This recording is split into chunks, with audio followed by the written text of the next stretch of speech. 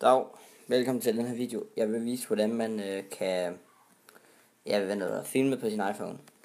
For eksempel det her. Nu kan I jo se min skærm. Så går jeg ind i Safari. Så skal I gå ind på det her link. Jeg skal nok lige lægge den i beskrivelsen. Kom nu og tænk. Det er træls. Det kan jeg godt se. Og så skal I bare trykke installere. Og så kommer der sådan noget installere, og så skal I også trykke godkend.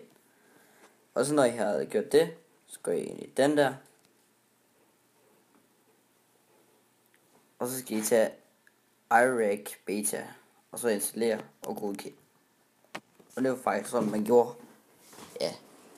Og det er ikke jailbreak. Det kan I se her. Jeg har ikke noget med Cluedo, eller hvad det hedder. Det har jeg ikke noget af, så det var bare en lille hurtig video her.